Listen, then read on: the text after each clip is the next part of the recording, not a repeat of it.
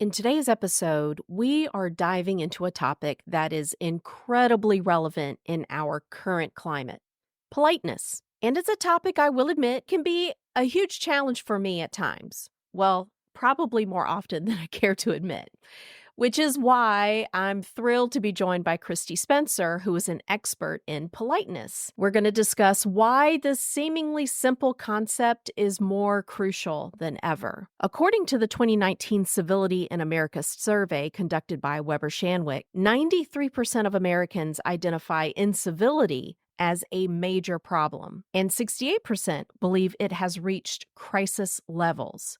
Now, that was 5 years ago, and I think we could probably all agree that those numbers might be slightly elevated now. This decline in civility not only affects our personal interactions, but also has significant implications for our mental health, our productivity, and overall well being. In our conversation, Kristi sheds light on how practicing politeness can enhance our daily interactions, improve relationships, and create a more harmonious society. We also discuss how being polite is often misunderstood as being passive or overly submissive, but politeness and assertiveness can coexist. It doesn't mean being a doormat. As a matter of fact, it's important to set boundaries and say no when necessary, but it can be done in a way that is respectful and kind. Ultimately, politeness is about balance. It's about being kind and respectful to others while also being true to yourself.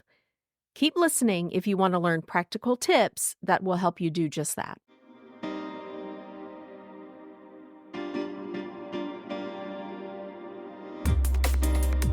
Welcome to the Communication 24/7 podcast, where we communicate about how we communicate.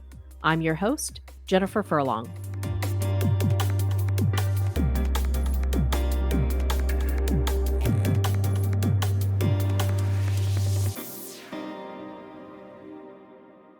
Hey, everybody, it's Jen Furlong here, host of the Communication 24/7 podcast, where we communicate about how we communicate.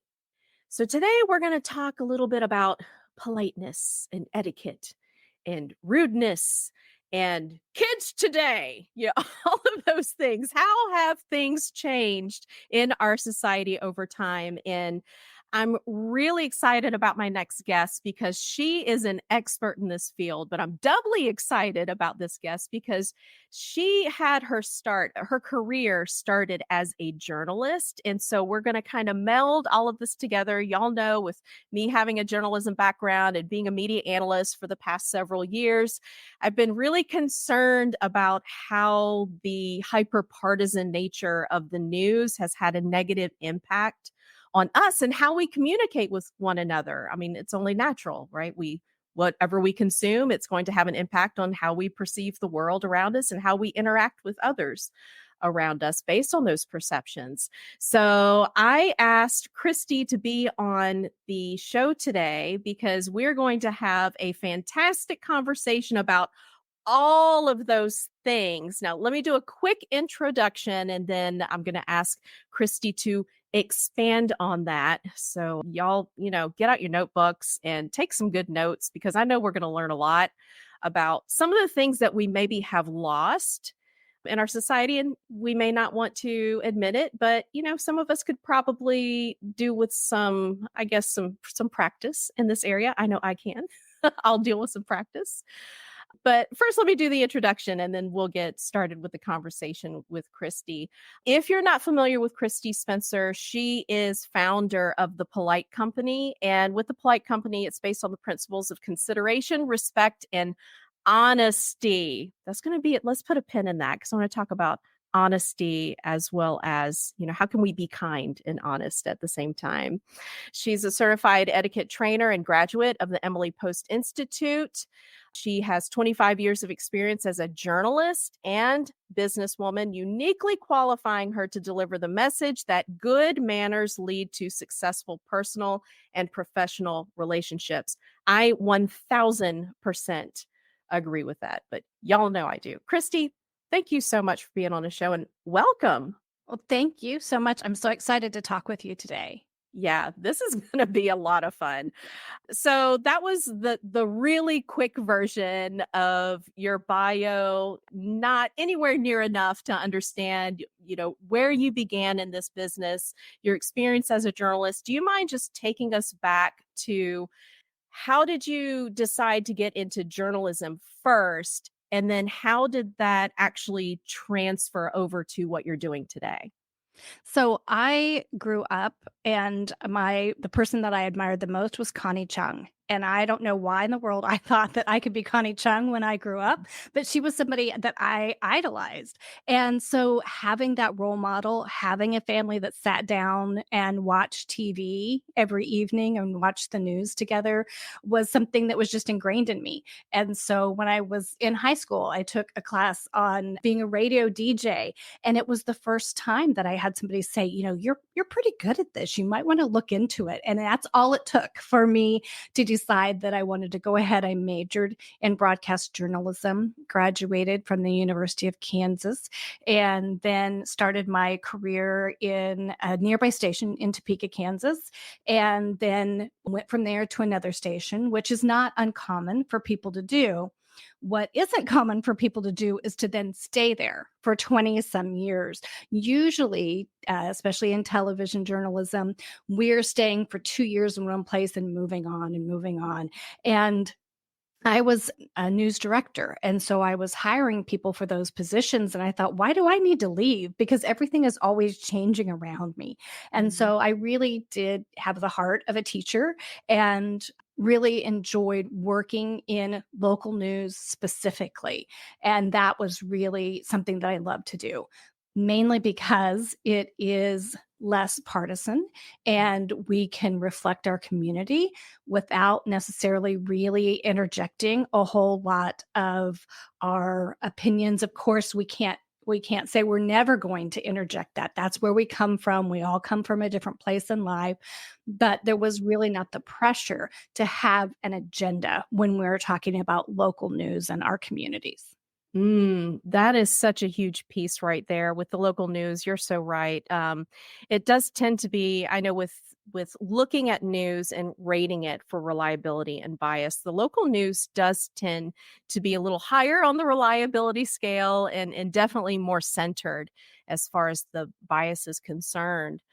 Do you have a lot of friends who are still in the journalism field and have they moved out into more of the national news system? Have you heard a lot from them about the pressure that exists in the media ecosystem now to try to get, yeah, let's get the clicks.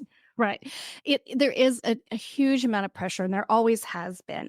Mhm. And regardless of social media, that's a whole new thing, but we've always been deadline driven. And so it takes a certain kind of person that can live on a deadline like that and not only live on it, but thrive on it. And so it really does take a competitive person.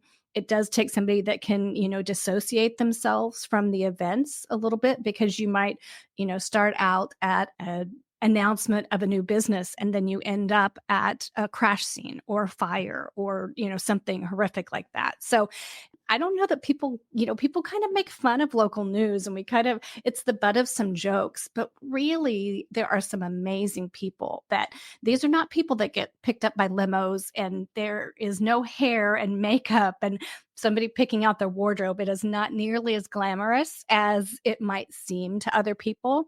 It's really, really hard work. I think that's probably one of the main reasons the integrity behind local news has been able to be so steady in that way. When you think about it, you're not worried about being the celebrity. You're not worrying about winning over, or advocating for a certain position. I find that when I'm watching the news or I'm listening to the news, whenever I get an inkling that someone is beginning to advocate for a particular position, I find myself backing away from it because I immediately know there's got to be some type of an agenda behind this because there's too much opinion being shared with us and not enough of, okay, just give me the fact report, like just let me know what happened with this. And I think also with local news, because there is such a quick turnaround with the different segments, right? You've got a couple of minutes to cover what's going on with this. And so we need to let you know what's going on. And there's not a whole lot of time to begin expanding on what you think may or may not be happening or why it's important and what might come next. Yeah, And and you have to be even more quick than you used to be able to. So now, we're talking a 15-second story. How in depth can you get in 15 seconds? But that is kind of the attention span that we're working with.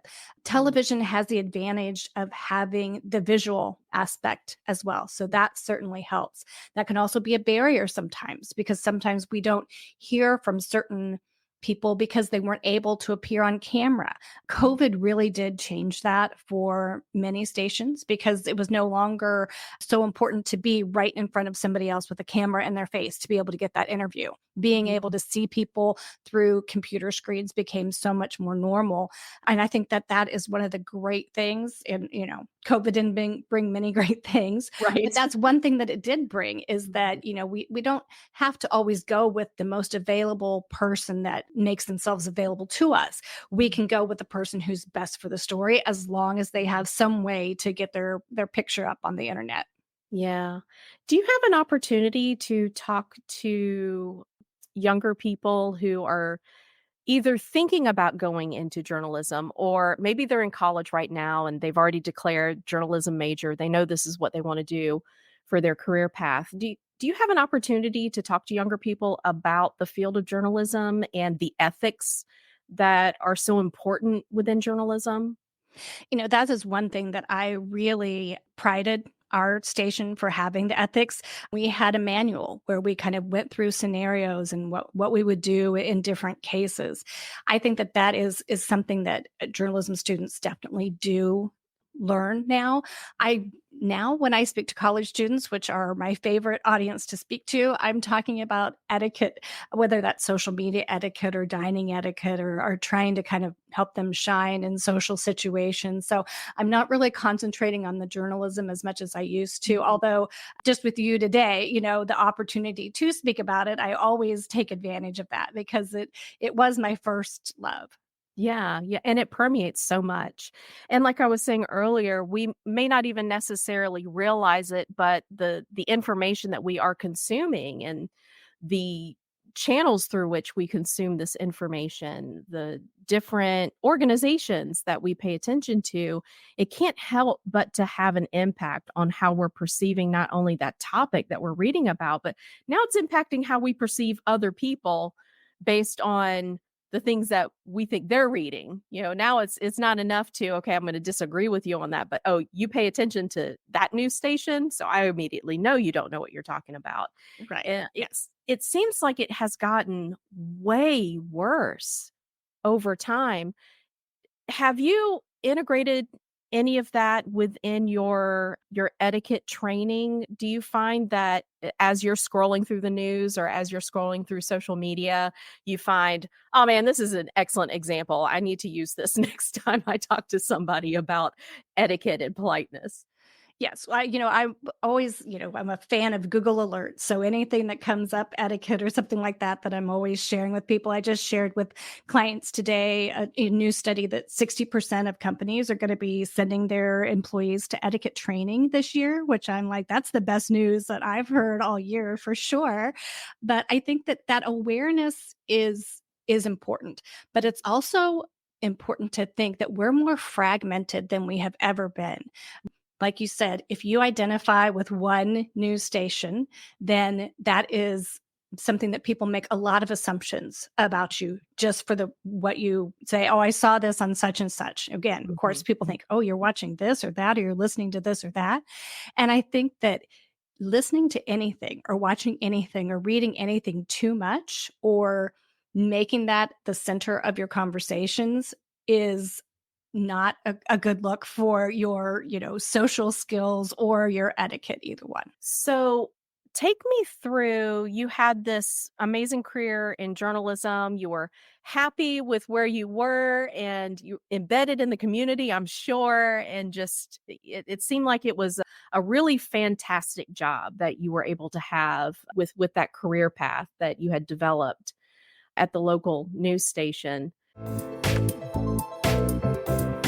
Are you tired of engaging in debates that quickly escalate into personal attacks and animosity? Do you long for a world where diverse thoughts are respected and celebrated, even in the face of strong disagreements? Have you ever wondered how to have a respectful and productive conversation on complex and sensitive topics, such as politics, religion, or social issues, without causing offense or damaging relationships with your friends and family? Disagree Without Disrespect: How to Respectfully Debate with Those Who Think, Believe, and Vote Differently from You by Philip Blackett is a powerful guidebook that empowers readers like you to engage in thoughtful and respectful debate, even in the midst of polarizing conversations. Get your copy of Disagree Without Disrespect today at communication247.com/podcast. That's www.communication247.com/podcast. How did you make the decision, or even why did you make the decision to transition out of journalism and then go after this new career path in teaching others about etiquette and all of those things?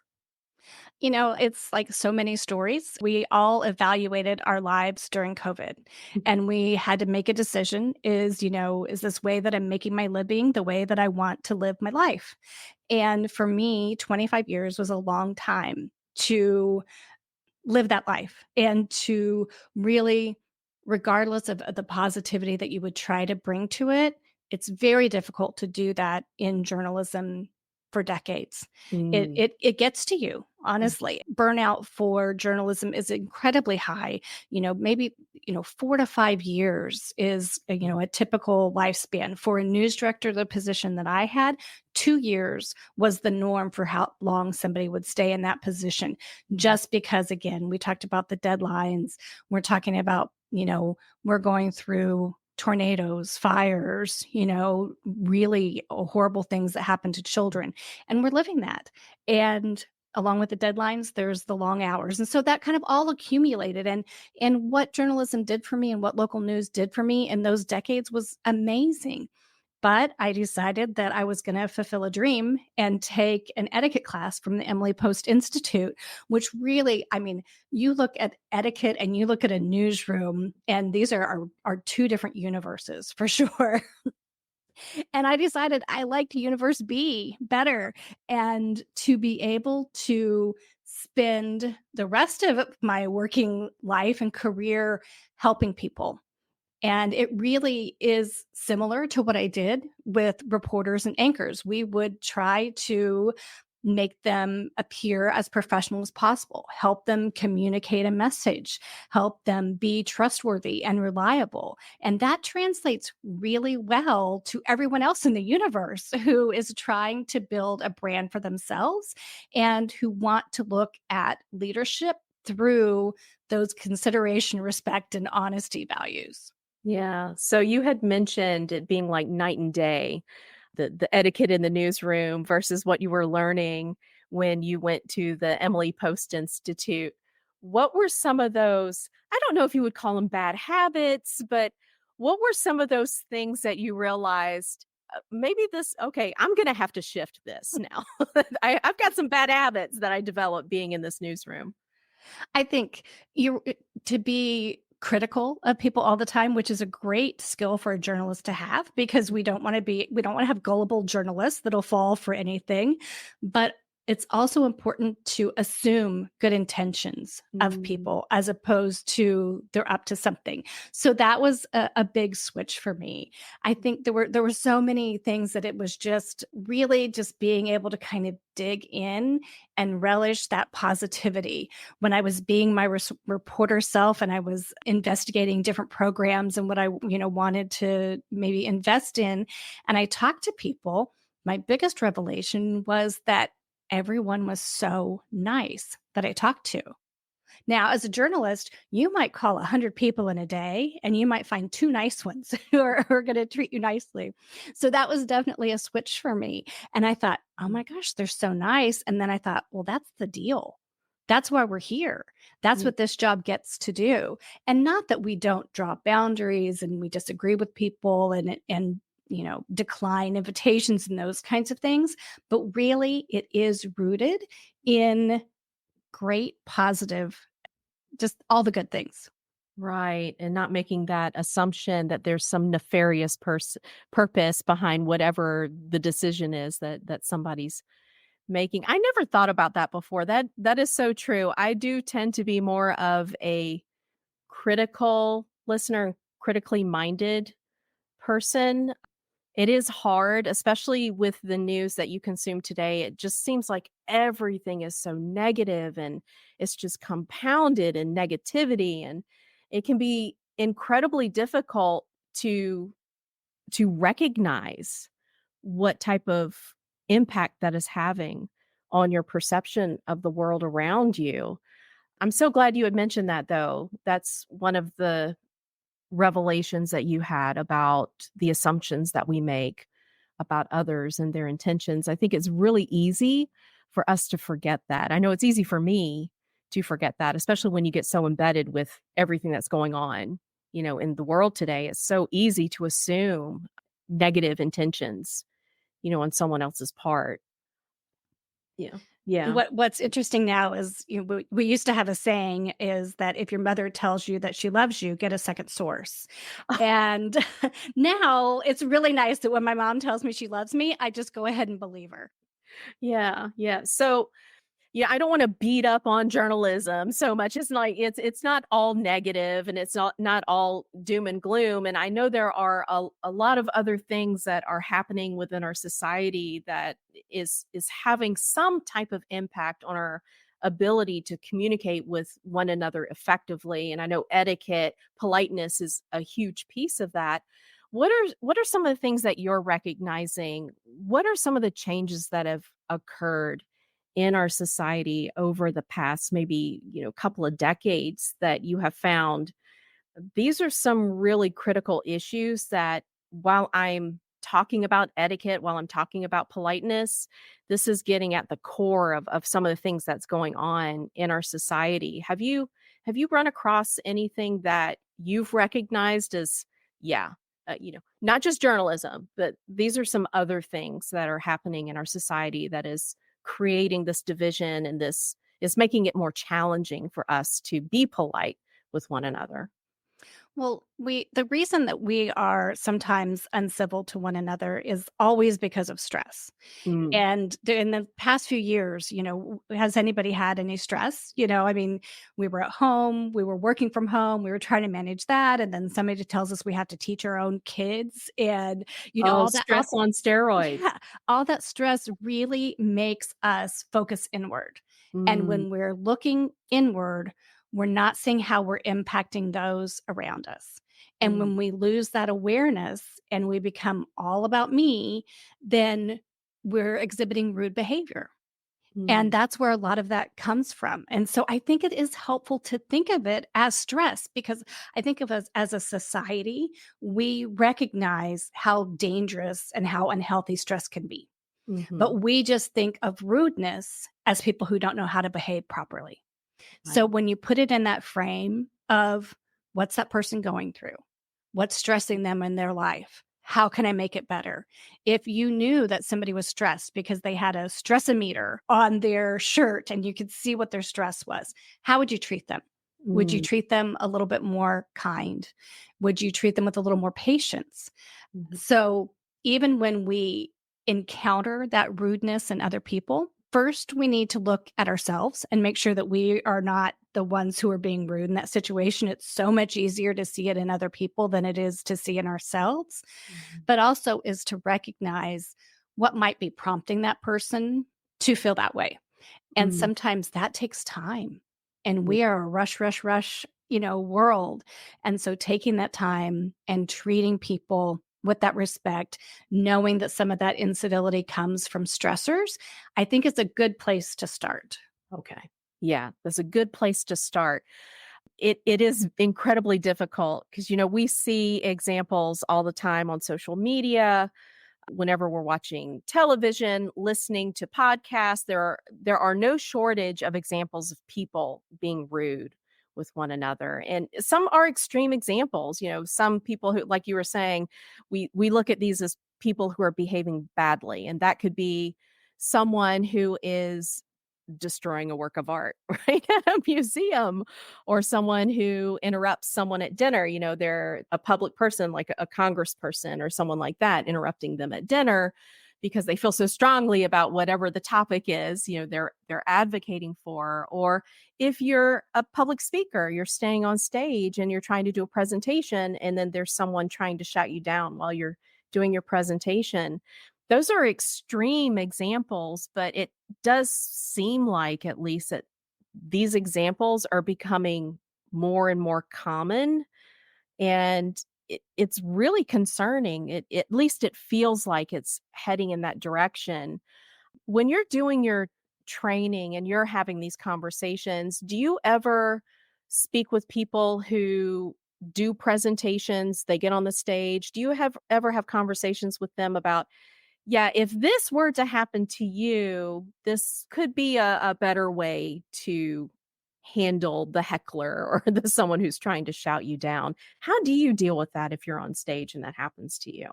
I think it really depends on your personality and what Mm, you can pull off. I mean, humor is a great one. yeah. We see that all the time. Where somebody's, the president speaking and somebody's heckling. Okay, well, how do you handle that? Now, what do we remember about that interaction? We don't remember maybe what the heckler said, or we don't remember what the president was saying, but what we Mhm. do remember is how they handled it.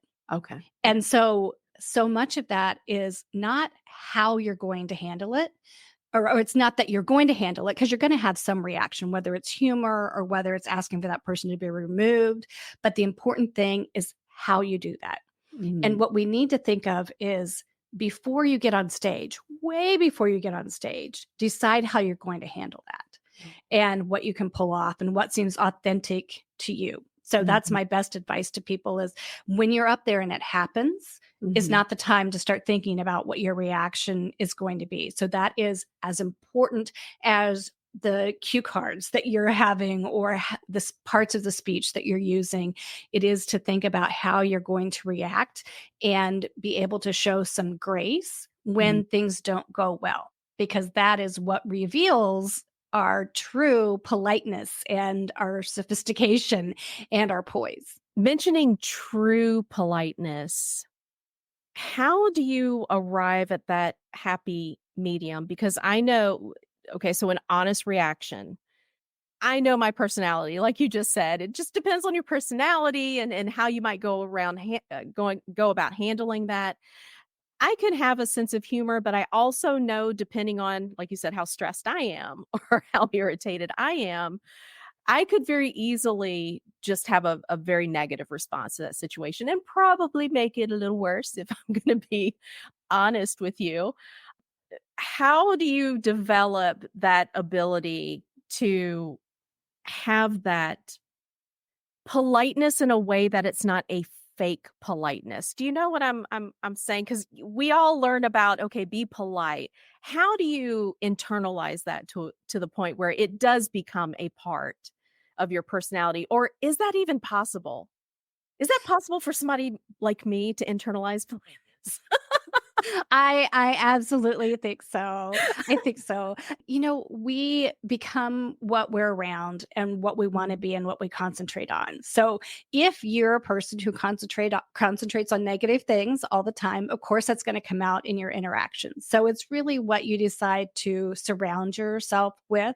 I think being able to have a good comeback is great, but it's, again, that sincerity and the way in which you say it that is so important. So we can all say, thank you in a myriad of ways, where it Mhm. can be sarcastic, it can be, not genuine because we're not looking somebody in the eye, and that those phrases work for everything. So there's a way that you can pull off that interjection or that humor that really makes it authentic towards you. So I think that that's the important thing. It's not that you're going to reclaim the stage.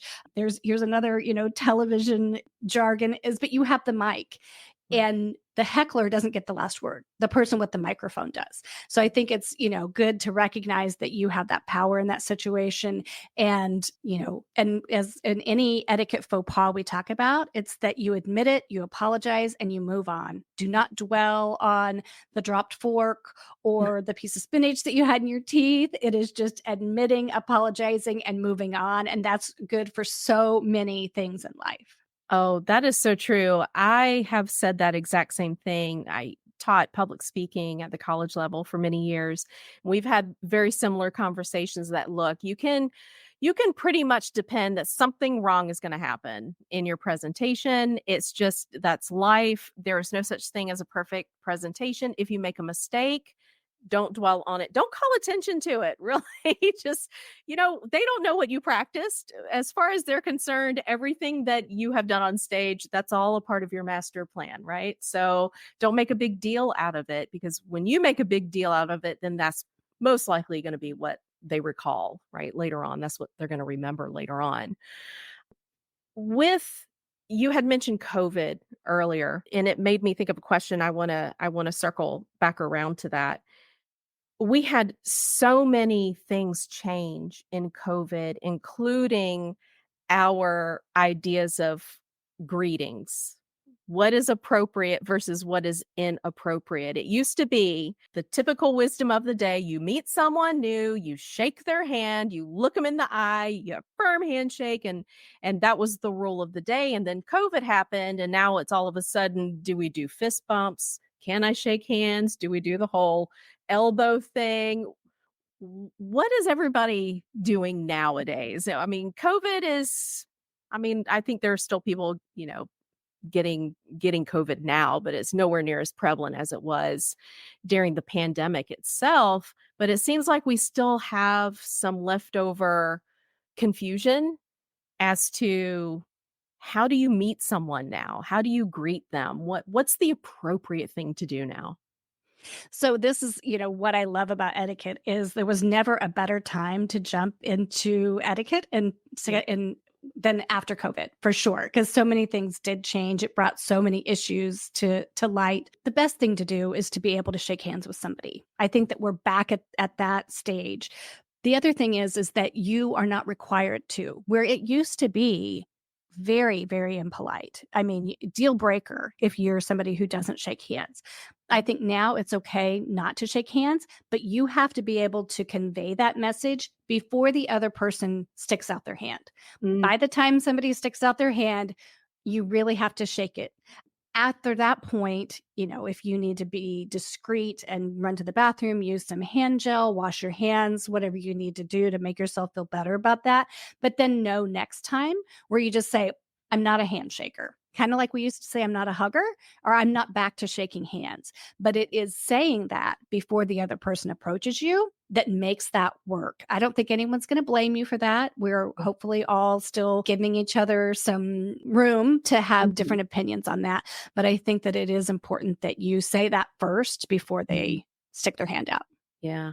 Is there a better way to say it than other ways? I'm imagining myself meeting someone for the first time, walking into the room, and I do feel kind of funny going, I don't I don't shake hands yet, or I'm not back to shaking hands yet.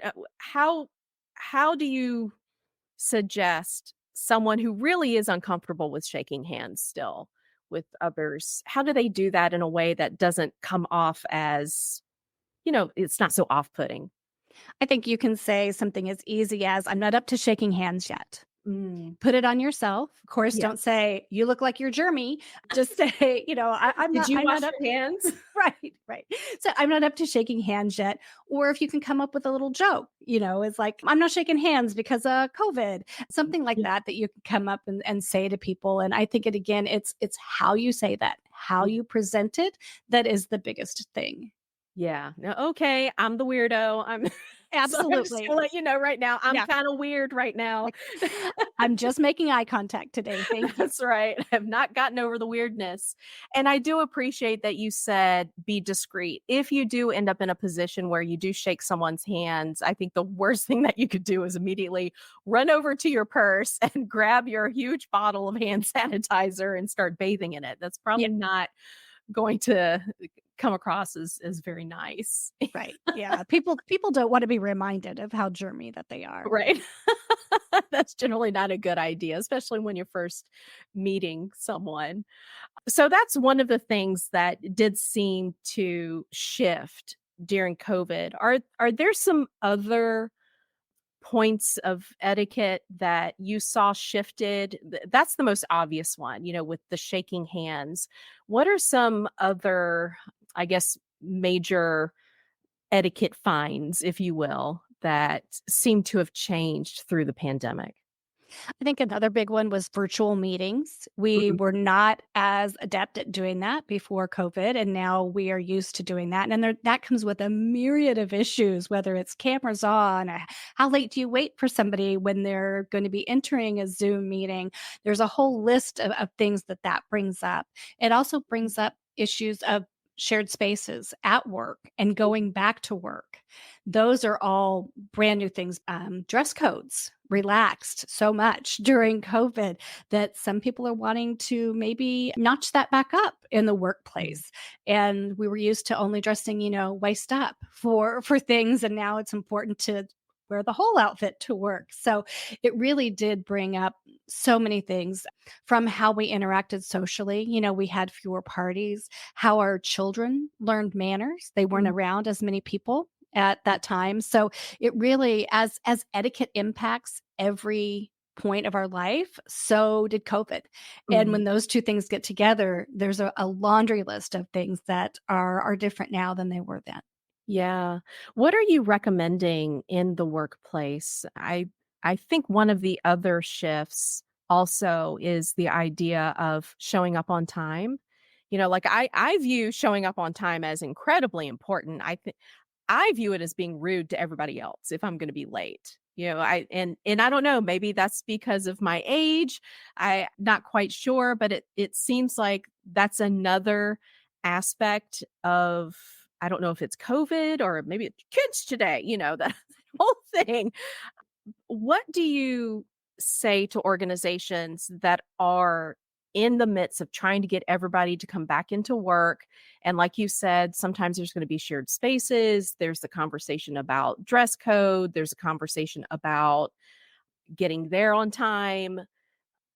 Is there like maybe the top three things that you have immediately that you tell organizations, all right, these are going to be some things that you need to be prepared for, and this is how to get through those challenges effectively?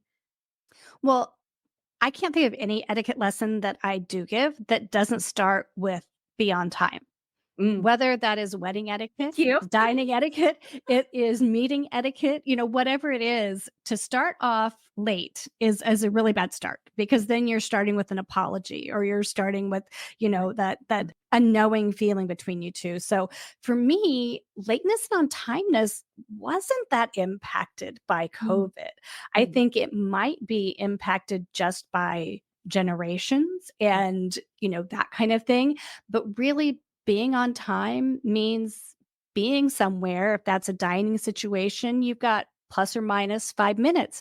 If it's a business situation, you best be in your chair 5 minutes before whatever is supposed to begin begins. If it's a wedding, that's a 30 minutes early before the ceremony starts. So there's so many different situations that being on time and being punctual means differently just in our culture, let mhm, alone when we go to other cultures, what that can be like. mhm, But for me, I think it's, just being aware that rarely is on the dot mhm. at the start time on time. Are you enjoying the Communication 24/7 podcast? I certainly hope so. I'd like to invite you to become a subscriber today. Your support is truly appreciated, and as a subscriber, you'll get a shout out in a future episode. Find the subscription link in the show notes or on our website. Thank you for helping us keep the conversation alive. Right. Yeah, yeah.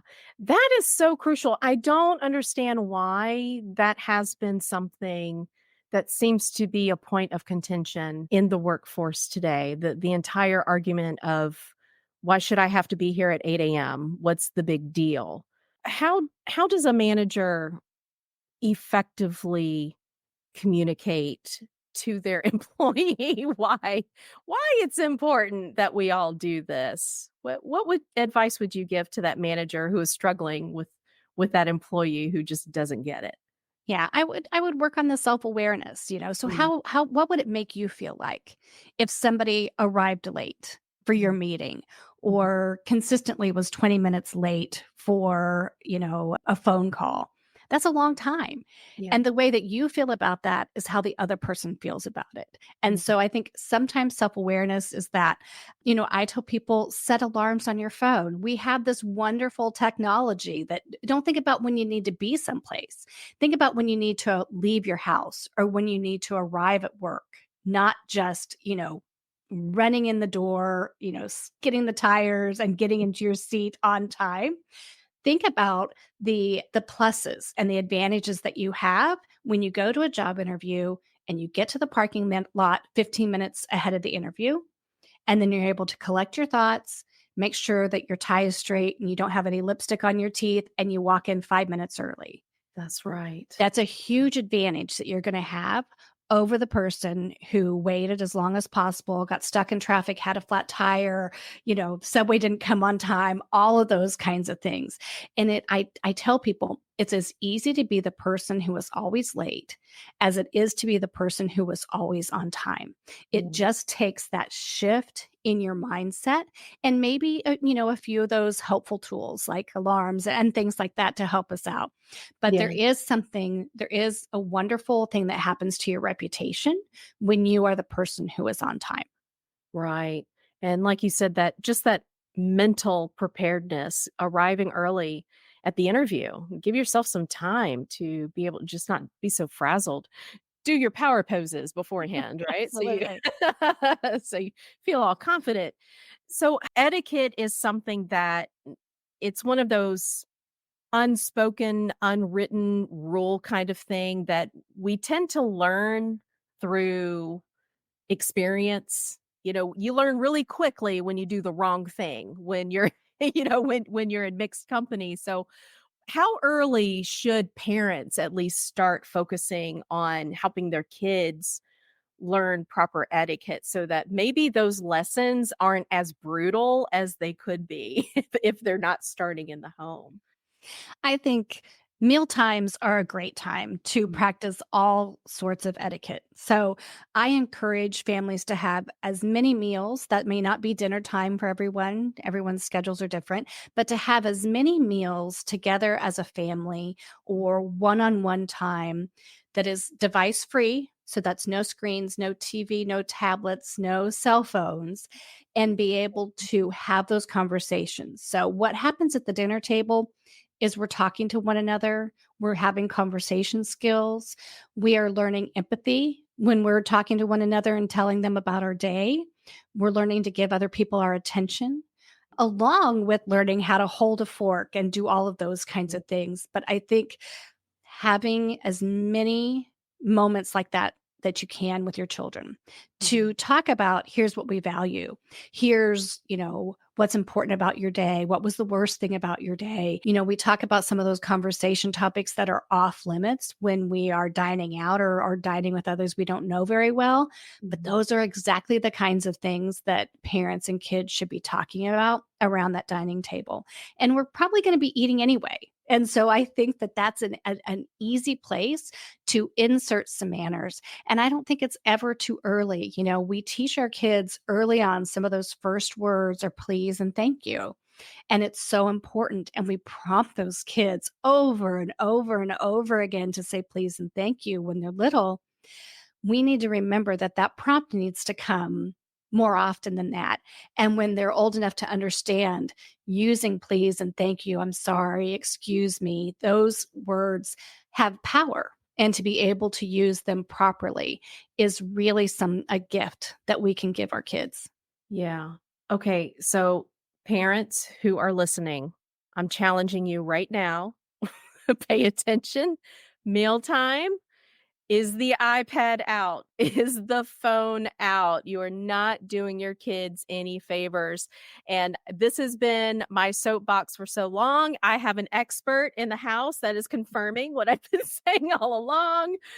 Look, Kristi Spencer said it. Make sure, get rid of the technology. And that's how you encourage the conversations. And that's how we teach our kids how to do that. Those manners that are so important at the table. And if you're the parent that you're immediately sitting your kid down and you're plopping an iPad in front of them because you just want peace and quiet, that's really not doing them any favors. If anything, it's really it's gonna cause a challenge down the road for them. It's really going to impede their ability to not only communicate effectively, but just to even understand those social norms that we all need to be aware of, in order to function in society. Are you like me that you go out to a restaurant and when you see the iPad come out, you kinda get that little twitch go up your spine? It's just Well, I understand why parents do it, and they really do it with the best intentions because yes. they're not Mhm. wanting their child to bother anyone else. Right. But they're really making a huge trade-off when they do that. And that is, teaching your child patience, those Mm. conversation skills that we were talking about. Mhm. Having your child know that what they say is important to you and that you will listen, and that all of those things you place above the convenience of others. And Mhm. sometimes that can be really hard, especially depending on the sitting that we're in. Mhm. But the trade-off is that you don't have to give that iPad to your child for years and years to come. They Yeah. learn, kind of those social norms and to fit in. And, one thing we see with teenagers, especially, and we're recognizing anxiety is so Mhm. high among our young people. And a lot of that, it comes from eating in front of people too. That causes a lot of anxiety for people. And so when we're not sharing those skills and giving them those little tips and tricks so that they know how to manage their food and those kinds of things, we're doing them a disservice by always, placating them with that phone and trying to keep them quiet for other people. So I just encourage people, and especially if you're a family who has dinner at home twice a week, make one of those meals device free. If you can't cut the cord completely, do one more than you're doing now and Yeah. then see if you can increase it. And, I've offered pledges on my website where people can go and just download it, put your names on it. We pledge to have one more device free dinner together a week and put it on the fridge so that you're all accountable. And I'll tell you, I have a teenage son, and if it's just him and I one night having dinner, I'll try to sneak my cell phone to the table and, do a couple emails thinking, oh, he's 17, he's not going to notice. And he calls me out. Yeah, And because you trained him. it's because, I've given him that respect, Yes. and he knows that, he's deserving of that respect. And plus it's fun to call mom, the etiquette expert, out on something too. But what we teach our kids, we're going to get back from them, and we're going to want their attention someday, and we're going to want them to have good table manners someday. And that's not going to happen in a vacuum.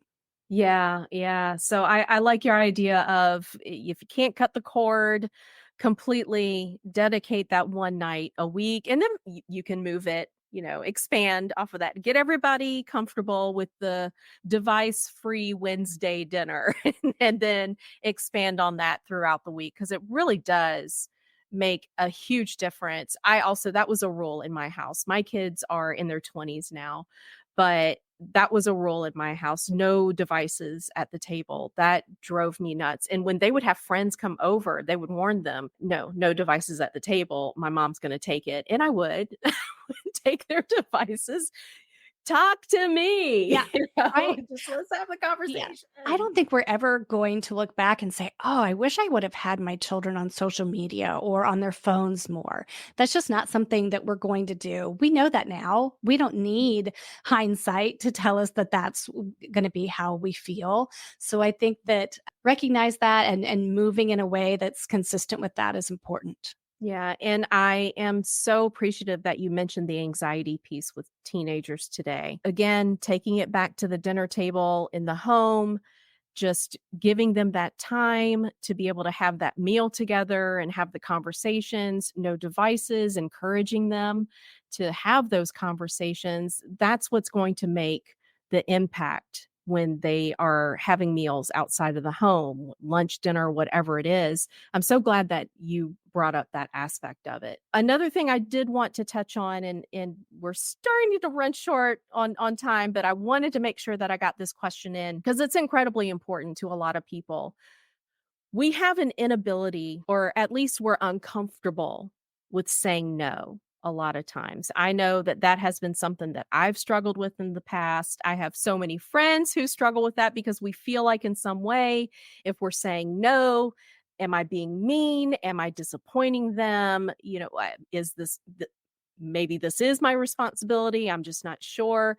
Can you take us through, since you are the expert here, take us through the art of saying no and why it is okay to say no, to have those boundaries. Well, this is one of my favorite questions, Jen. So I'm really glad that we have time to talk about it. So, when I talk about saying no, I like to help people remember this process by using the word care. So the C in care is when somebody asks you for a favor or to go somewhere, you first consider. So that's the C in care is you consider their request. So really fast yes means you might regret it. Will likely regret saying Mhm. yes. And a really quick no means that you didn't even give it any thought. So the first thing to do is consider. The first thing you say to them when you are talking to them is you appreciate the ask. So I'm so glad that you asked me to do this. I'm so glad that you love my cupcakes so much that you've asked me to cook them for the bake sale again this year. And then the R in care stands for your response. And that is when you would say, I'm not able to do it. I'm not comfortable with doing it. Whatever that response is, that's the R in care. And then E stands for empathize. So after Mhm. you've given your reason, sit back and listen to what that person says to you Mhm. and understand that they're in a bind, that they'd really like you to do something. Don't change your answer, but just listen to them. And when Right. you use that care approach and you end with listening to them, they will not remember that you said no, which is absolutely within your right to do if it's not your Mhm. responsibility or you don't have time to do it. But they will remember how you treated them and Mhm. that you listened. And that will be more valuable to them than probably whatever they were asking you to do. Yeah, I really like that. I just had this conversation today. I had lunch with some friends earlier, and we were talking about when people ask you to do something. And that's why I love this question right now on how do you say no politely. At work, one of my friends had been asked by another nurse, she works at the hospital, if she could work the following day. And she had taken the day off. And she said, no, because I have a doctor's appointment. And then the other nurse followed up with, "Oh, well, what time is your appointment?" And so it opened that door for the other nurse to kind of wiggle their way in to try to force, a yes out of her. My way of dealing with that is I feel like you don't owe anybody an explanation. I mean, you can politely say, "No, I'm not able to do that," and then let that be it. What's your advice in situations like that? I know that we are so tempted to provide reasons as to say no because I think we feel guilty in some way or we feel like we don't want to be mean in some way to that person. So what do you say to the reasons, no but or no because? Just don't offer it, or do you think it's a good idea? It really is situational. So if somebody's asked you to a party and you've already had a previous engagement, it's fine to give a reason when you give that response of a no that you can give. But you can also always give a response if it's true and say what you do want to do. So, I'm sorry, I'm spending time with my family that day, or I can't do it. I've already have a commitment.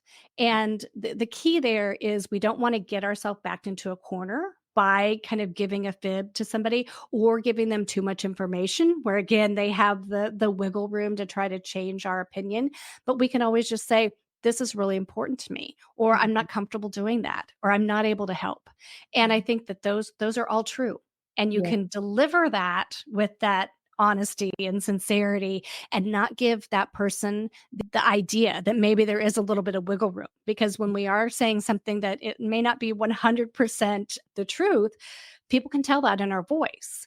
Mhm. And so it's important just to, be comfortable saying no. Just because people ask you a question, they are not expecting you to say yes. And if they're a person who's expecting you to say yes, I guess it's your time to give them a lesson on, realistic expectations from people. But people are going to say no. And as long as you do it in a polite, honest, and considerate way, I think you can actually build that relationship as opposed to hurt it. Yeah, that is wonderful. I know a lot of people right now are going, okay. And Not only can I say no, but now I know how to say y- no. and start with some really low stakes things. Don't start saying no the first time your boss asks you to stay late. That is not the time to practice this, care method. Use it for lower stakes. Use it with your kids, talk to your dog, whatever you have to do to get comfortable with that conversation. And if you know that that is coming, again, when you take that moment to pause and consider the request, that Mhm. gives you the time to put the rest of things into place Mhm. before you give your answer.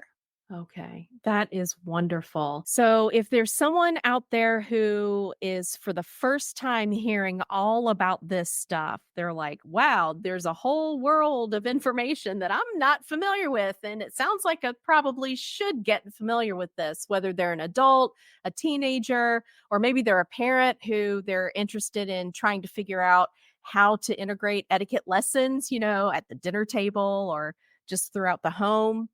What advice do you have? Give us your website and are there any reading materials or things that they can download or what can they grab to kind of help them as they begin this journey? So, what we were just talking about, the care approach, and I also give 10 ways to say no politely, is a download on my website. And you can find that at thepolitecompany.com. Company is spelled out. So it's thepolitecompany.com. I think that other resources, of course, I'm a graduate of the Emily Post Institute. They just came out with a book last year that updated 100 years worth of etiquette, which is fantastic for people to have as a resource. There's all sorts of other newspaper columns. And it's funny when you start looking for the word etiquette and manners and politeness, how often you will hear it in a day. So Yeah. just by having that awareness and kind of checking those kinds of things out, I think that we'll understand that etiquette is something that's evolved and Mhm. it's modern. It's not something that's antiquated that our grandmas did and we're no longer doing that. We are still 100% doing etiquette. So I just want people to be aware of it and know that there is a way that you can make a positive impact on people's lives without putting your feelings, your time, or anything else in jeopardy. That is wonderful because I know that usually is a concern. Okay, I know I need to be polite and all that, but I also don't want to be a doormat. And that's not what we're talking about here at all. Yes, being polite does not equal being a pushover. No, not at all. Any parting words of wisdom or anything that we had not had a chance to talk about before we wrap up today? I'm just so appreciative to talk to you. I mean, it's not often I get to wrap, two of my favorite things into one podcast interview. So this has been an absolute treat. And I appreciate your time so much. And I appreciate the audience's time as well. So thank you so much. Of course. Kristi, it has been so great having you on the show. This is going to be a really popular episode. I think we answered a lot of questions that talk about anxiety. People get anxiety over this stuff. So, those of you who are listening, I hope that you do take a moment, go over to Kristi's website, check it out, download all of those things that she had just mentioned. And she gave some fantastic advice on things that you can look up online. I hope you take advantage of that. I definitely will make sure to have a link to her website in the show notes, as well as her contact information if you want to get in touch with her directly. I'm sure she won't mind Absolutely not. Yeah. Go ahead and reach out to her with any questions that you might have. So, once again, Kristi, thank you so much for taking time out of your day to record this episode with me. And just like you, I was really excited to be able to talk about journalism and etiquette at the same time. Okay, politeness. This is awesome. This all kind of wraps up into a nice, neat little package for me, the best of both worlds as far as I'm concerned. Listeners, I hope you enjoyed this and give it some food for thought. Okay. Give it some time, mull things over and start practicing it.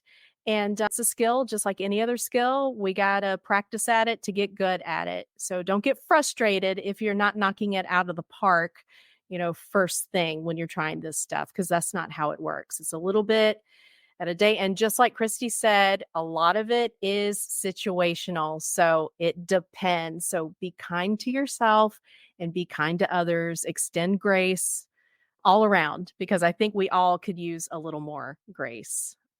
All right. So I'm getting off of my soapbox now. All right, everybody, have a wonderful rest of your day, and we will see you next time. Bye.